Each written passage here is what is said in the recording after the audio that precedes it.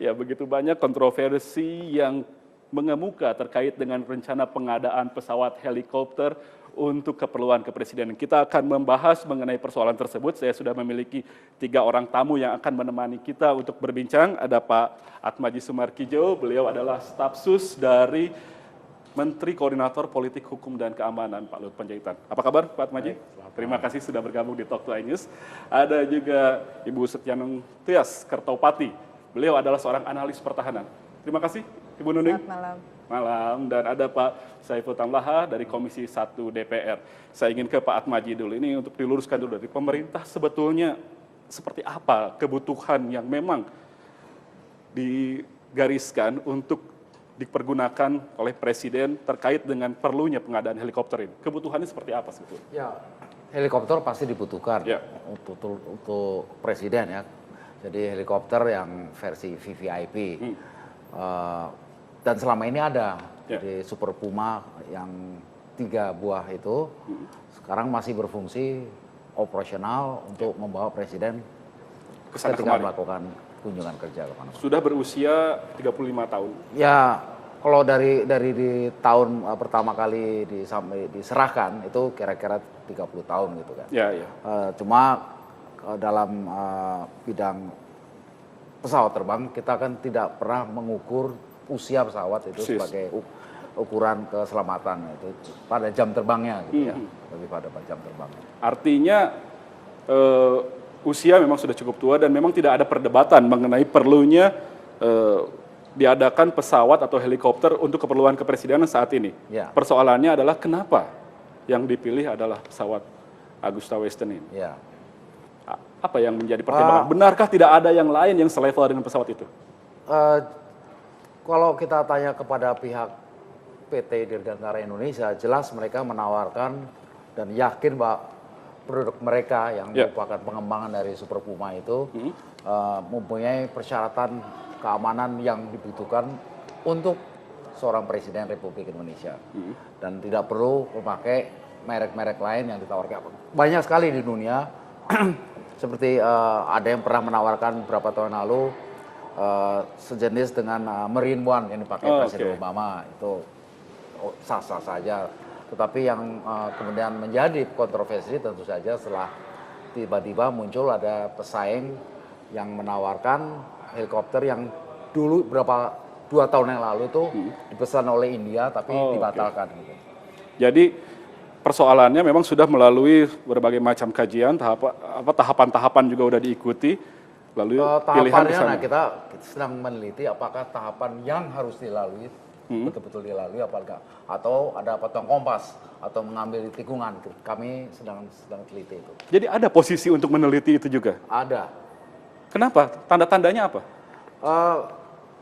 Ada ketentuan, nanti Ibu Nuning pasti menjelaskan soal undang-undangnya. Dan ada juga penegasan Presiden mengenai TKDN. Ya.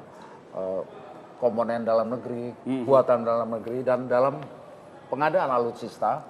Presiden sejak pidato pada Hari TNI 5 Oktober lalu menegaskan lagi bahwa industri strategis dalam negeri itu harus dioptimalkan untuk sistem senjata. Bukannya Kementerian Pertahanan, Mabes TNI AU tentu sudah melakukan upaya-upaya kajian seperti itu.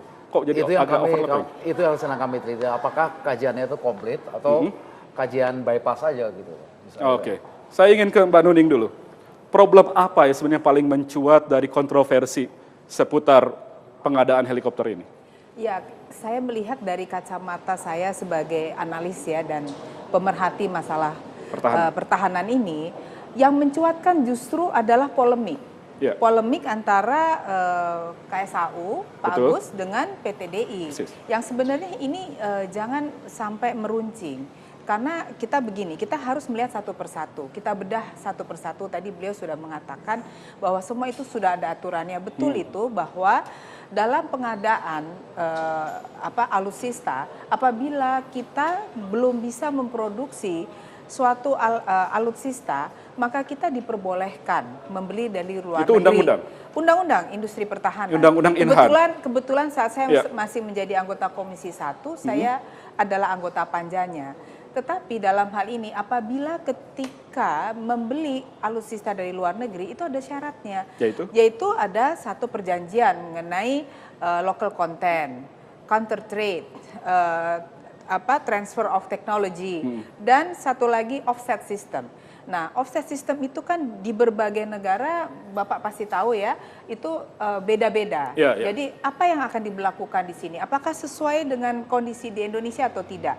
Lalu dari sisi DPR RI sendiri, ini kan terjadi polemik yang mengikut sertakan juga teman-temannya Pak Tamliha ini, juga teman-teman saya juga. Itu akhirnya mencuat menjadi sebuah polemik yang ada di media kita, yang sebenarnya kita kan harus bertanya, DPR RI itu kan harusnya sudah melihat dari awal sampai kesatuan tiganya. Lalu kemudian kita harus juga mencermati pembelian ini bukan peran daripada Matra, yaitu TNI AU, tetapi Kemenhan. Bahkan bukan TNI? Loh, maksudnya bukan Matra, bukan matranya, tetapi Matranya ini adalah untuk peran, TNI AU aja sudah bukan dari perannya. Peran dari Kemenhan. Jadi dalam hal ini justru akan menjadi lucu ketika Bapak KSAU mengatakan lalu menyebut merek dan lain sebagainya. Ini semua kan harus menjadi lebih jelas pada saat nanti DPR RI jangan sekadar bilang menjadi lucu, Mbak Nuning. Ini sebetulnya menurut undang-undang sesuai atau tidak nih? Tidak, begini, maksud saya bukan soal lucu bagaimana, ini akan menjadi satu pembahasan yang sangat pelik pada saat nanti teman-teman dari Komisi 1 mempertanyakan mengapa kok pihak TNI AU ini menentukan AW101, mengapa tidak menggunakan PTDI, lalu kemudian mengapa ini menjadi satu pilihan. Kalau itu keutamaannya adalah kenyamanan dan lain sebagainya. Baik, tetapi kita mari melihat di dalamnya itu, dalam kontraknya itu bagaimana dengan local content, lalu counter trade dan TOT-nya itu bagaimana, lalu kesiapan daripada SDM untuk melakukan satu pemeliharaan bagaimana. Satuan 3 itu juga penting yang harus dilakukan oleh DPR RI untuk melihat itu sebelum diputuskan seharusnya. Saya menangkap kesan ada kekhawatiran dari Mbak Nuning bahwa transaksi ini cenderung melawan undang-undang. Kita belum tahu melawan undang-undang atau tidak. Tapi kekhawatiran itu saya tangkap dari pernyataan Anda. Tentunya kita harus memiliki deteksi dini ya dalam hal melihat hal ini. Jadi jangan sampai pembelian ini lalu kemudian menyebabkan industri pertahanan kita juga surut semangatnya. Putra bangsa ini sudah bisa membuat loh, jangan lupa di Brasil, di Amerika, di Spanyol, putra bangsa kita tuh banyak insinyur-insinyur bagus yang dipakai oleh produsen-produsen itu untuk memproduksi alutsistanya. Kekhawatiran bahwa transaksi pembelian helikopter ini bisa melanggar undang-undang. Apakah kalangan DPR juga menangkap kekhawatiran serupa, Pak Saiful? Begini ya, saya melihat bahwa awalnya helikopter itu digunakan untuk kepentingan presiden. Sementara presidennya sendiri selalu mengatakan bahwa akan mengutamakan alutsista itu industri strategis dalam negeri. Itu malah perintah undang-undang ya? Itu yang diamanahkan beliau di hari ulang tahun TNI. Sekarang kami pulangkan kepada presiden mau pakai atau tidak barang itu. Nah, kemudian kontroversi ini tentu tidak akan terjadi seandainya kemarin Komisi 1 itu membahas APBN 2016 untuk Kementerian Pertahanan. Di Komisi 1 mengalami perdebatan yang luar biasa karena Komisi 1 berpandangan bahwa anggaran Kementerian Pertahanan TNI itu tidak sesuai dengan RPJM yang dibuat oleh pemerintah, yaitu 1,5% dari PDB. Nah, oleh karena itu kami waktu dulu tidak mau membahas. Sekarang anggaran itu sudah difinalisasi. Namun Satuan 2 dan Satuan 3-nya itu belum dibahas oleh Komisi 1.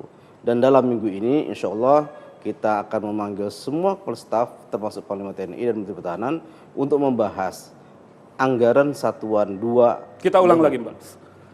bahwa pembelian pesawat ini didasarkan pada anggaran 2016. Ya.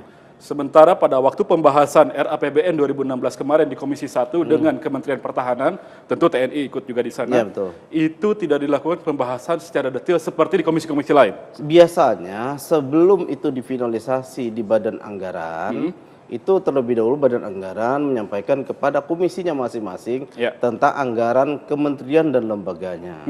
Nah, kemarin itu begitu dikembalikan Banggar ke Komisi 1 tidak mengalami kesepakatan untuk membahasnya karena semua praksi beranggapan bahwa anggaran TNI itu tidak sesuai dengan RPJM.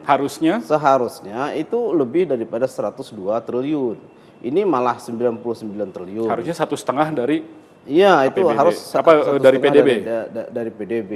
Oleh karena itu, supaya ini tidak simpang siur, tentu kami akan memanggil mitra kerja kami, termasuk Kepala Staf Angkatan Udara. Tapi ketidaksetujuan atau simpang siur di Komisi 1 itu kemudian dianggap selesai dan langsung dilakukan finalisasi terhadap anggaran itu. Hari ini saya menerima sebagai badan anggaran menerima rancangan satuan 2 dari Menteri Pertahanan tentang rancangan dari Satuan 2. Satuan 3 belum ada? Satuan 3 belum. Kita tahan dulu sejenak. Kita akan teruskan lagi perbincangan mengenai kontroversi pengadaan helikopter kepresidenan, tapi usai jeda berikut. Tetaplah bersama Talk to iNews. Oh gitu.